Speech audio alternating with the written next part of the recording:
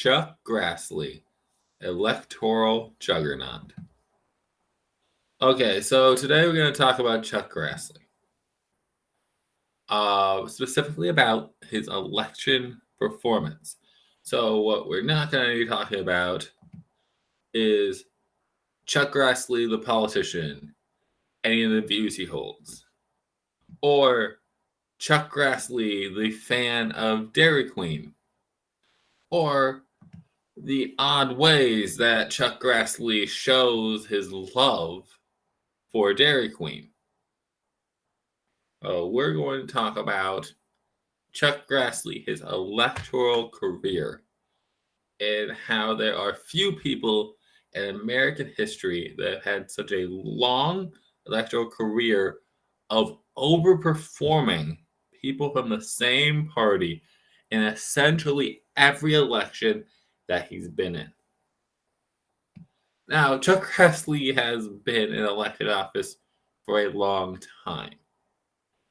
Since January of 1959, he has literally been in office, in some sort of elected public office, every day up till today. But if you go further back, it's very hard. He started in the state house. He's only 25. So you go back, it's very hard to find any maps, okay? Because I'm going to be using a lot of maps to make my point.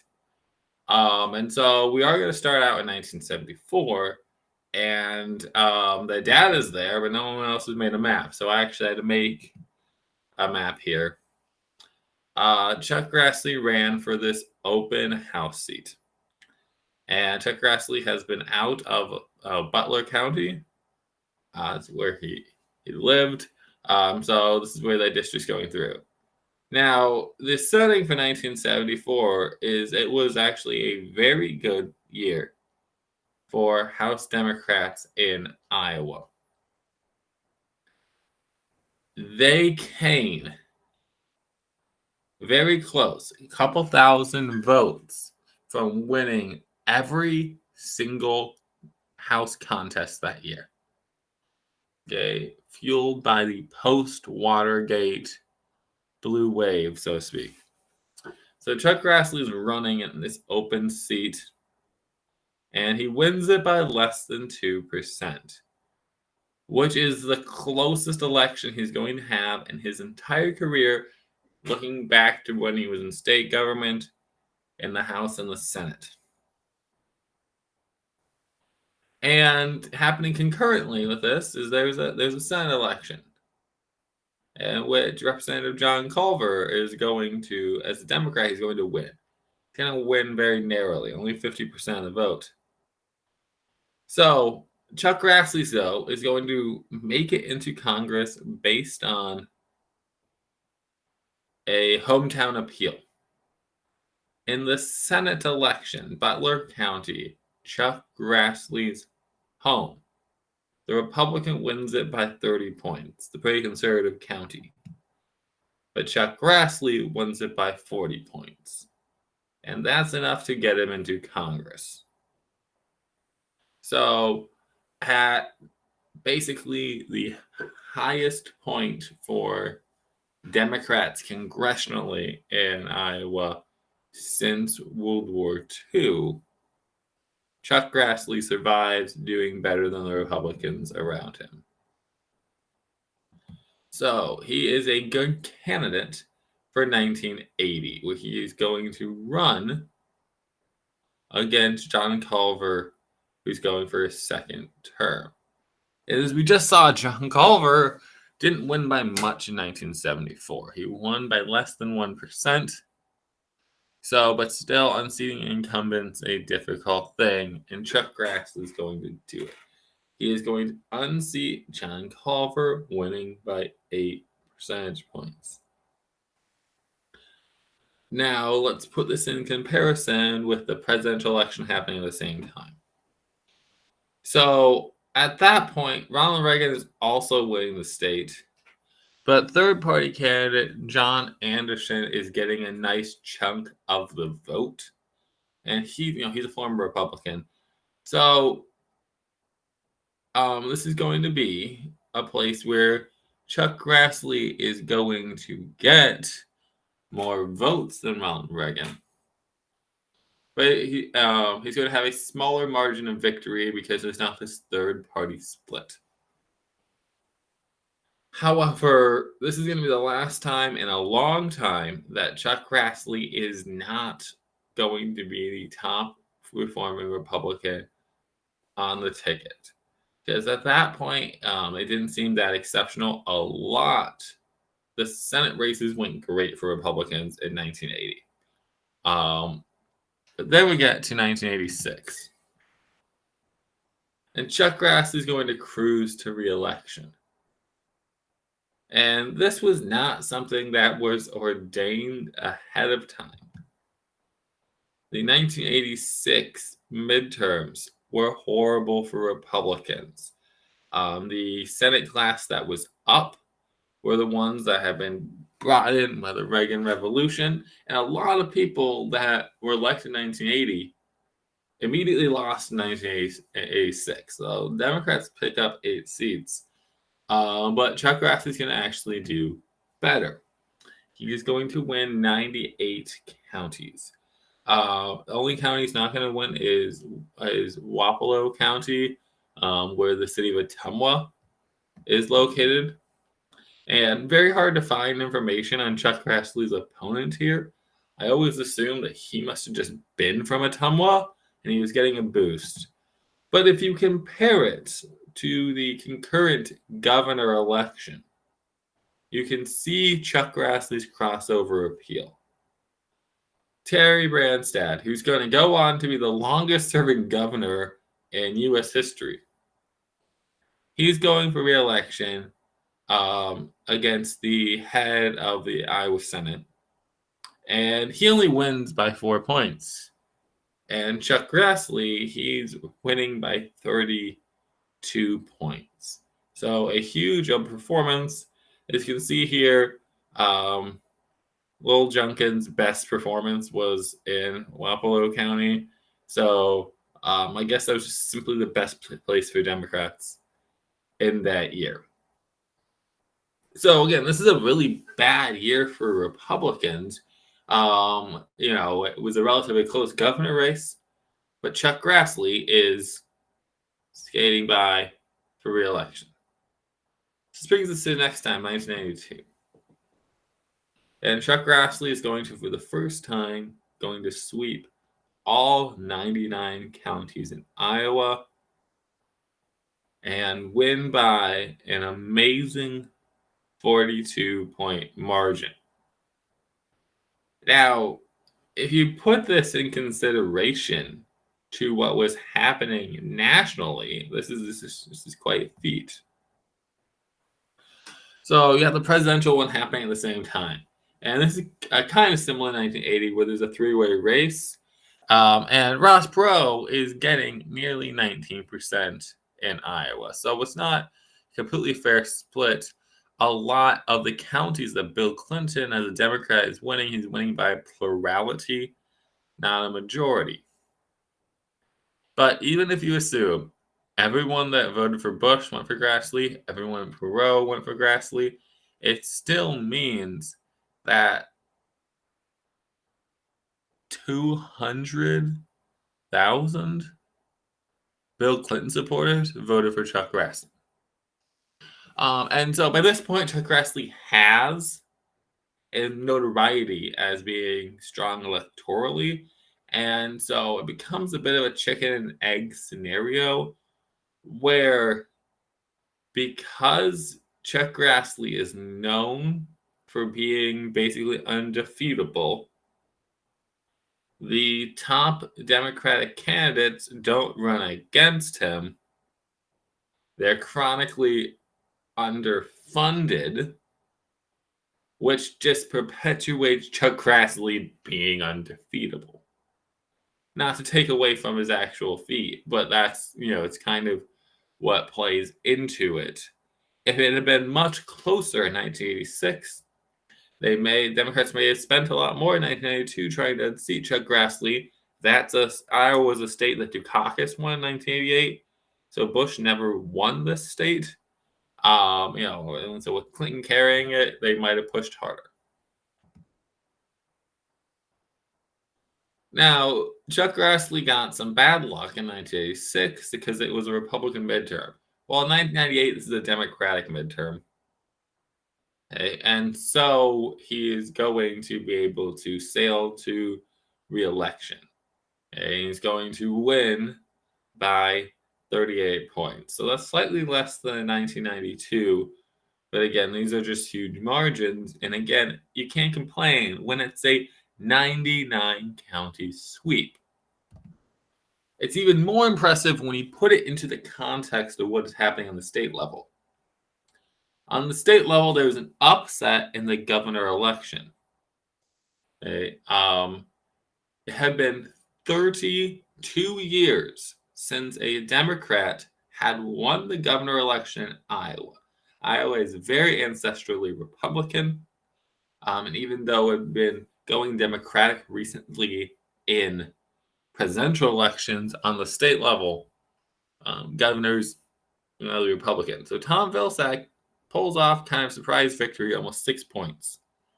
And then Chuck Grassley also just sails to re-election. He's overperforming the Republican nominee for governor by 40 points. You can see how many of these counties split their ticket.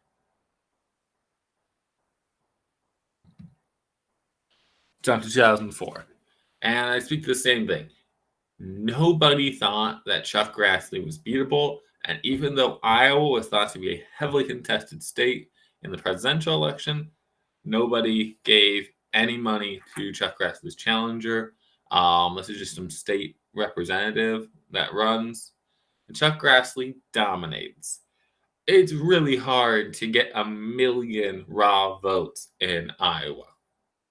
But Chuck Grassley did it, winning by 42 points. And this is going to be the last time he does a 99 county sweep. But again, just put this in perspective with the presidential election. George W. Bush barely wins Iowa. Okay, less than 1% victory. Bunch of counties going for John Kerry, and it's not even close on the Senate side.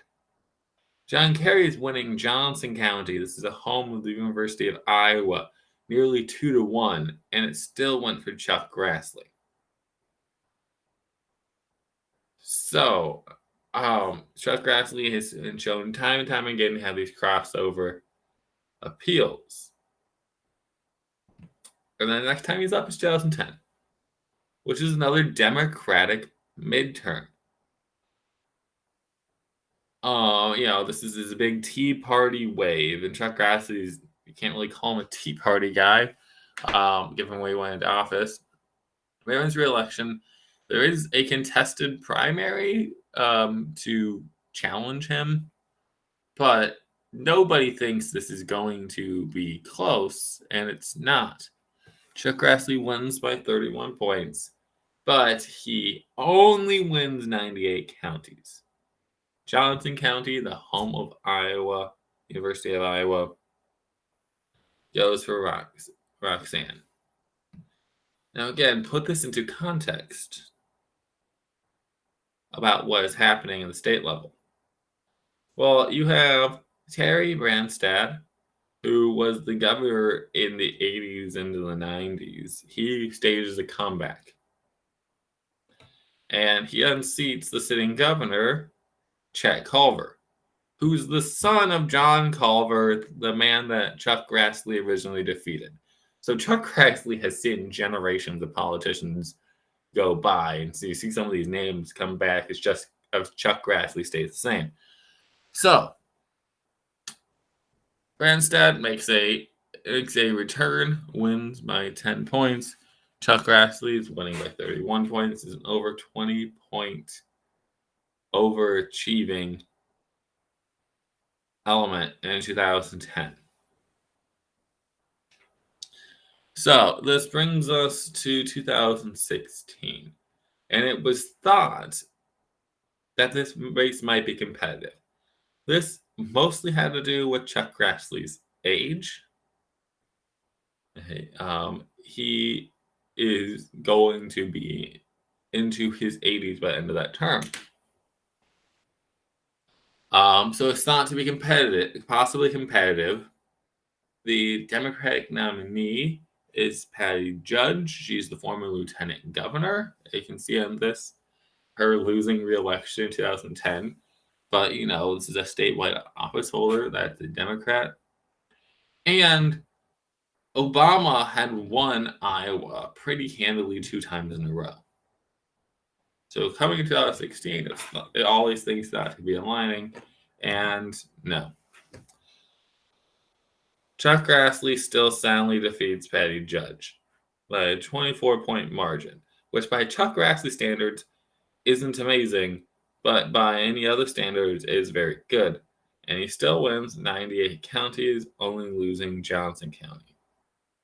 And you go put this up against the presidential race. Obviously, there's some more third-party voting happening in the presidential race, but Donald Trump wins, and by that point, that wasn't too surprising. But he does about 15 points better than Mitt Romney did, so it's already that at the top of the ticket. But then Chuck Grassley is still doing himself about 15 points better than Trump. There's clearly people that are voting for both Hillary Clinton and Chuck Grassley. If you look in 2016 on what's happening federally as well, okay, so let's set aside the Clinton-Trump dynamic. In the House, these are all the counties that Democrats win. Okay, Dave Loebsack's doing a lot of the heavy lifting here in Iowa's 2nd Congressional District. And then you look at the Senate. And Chuck Grassley only loses 1 seat. And I'll have one more comparison from this.